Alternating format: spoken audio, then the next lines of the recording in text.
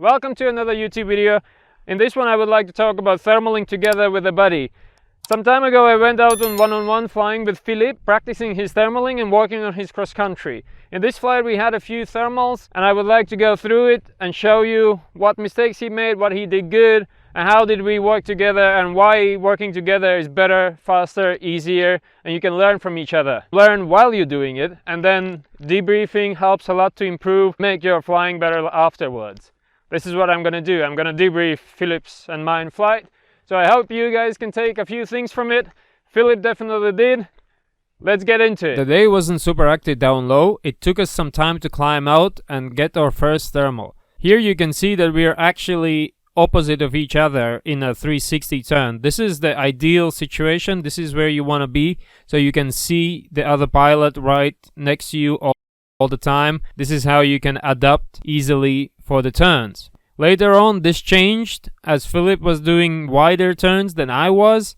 Initially, because I was doing tighter turns, I climbed up a bit faster, but in this specific thermal it didn't matter, as Philip, even though he did wider turns, still managed to climb up and catch up with me. We reached altitude of 1,600 meters roughly. It felt like that's the top of the thermal. As you can see, the climb rate declines. We decided to go on towards west and look for a better climb. On the way we found a little bit here and there. It wasn't working super good, so we decided to go more forward. We had some decent altitude, and this ridge usually works better towards west. We stopped again and it didn't quite work. I went a little bit forward and I got a decent climb. Here you can see that Philip also got a decent climb first, but I was climbing faster.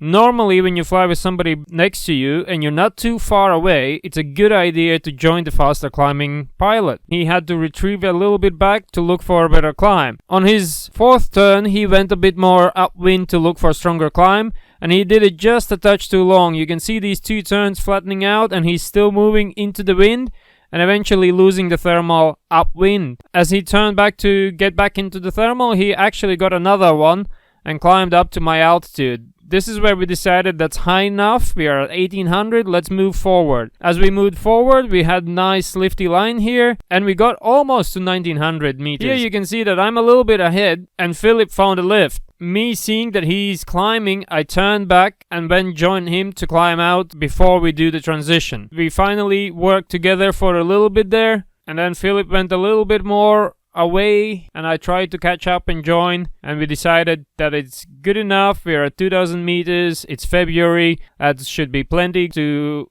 cross over towards north to Orpea Ridge here. Once we arrived at the ridge here, I found a little bit of a lift. Then I saw that Philip is getting a bit better lift than me, so I decided to join him once more. It turned out to be the better choice to join Philip instead of staying in the lift that I had, because Philip was climbing up a bit faster than I did. Even though I joined him and Philip saw me right next to him, he decided to do a little bit too wide these two turns downwind, and that made him to fall out of the thermal, where I went a little bit into the wind, and here the wind is coming a little bit from the west. So you can see this move right here, I'm just a touch into the wind. That allowed me to cover the thermal a bit better. Every time you fly with somebody next to you, just look around, keep attention to the other pilot, and try to be as close to each other as possible. The moment you see that the other pilot is going up faster, try to join him. This helps a lot to be more efficient, to climb faster, especially if the other pilot is climbing better than you. Here we joined the two thermals together, and finally we actually flew next to each other using the same thermal, but in this track log you can see clearly that Philip is doing way wider turns than I am. At the same time he's climbing almost at the same climb rate I do, just the difference is that he kept on falling out and going back into the thermal, but the thermal was just strong enough and wide enough to go up almost at the same speed as I did. You can see here how the track logs are quite a bit different. It was just that this specific thermal still worked pretty decent, even if you didn't core it, and the core wasn't that much stronger than the outsides. It was a pretty wide, smooth thermal. I did that little turn around to take some pictures.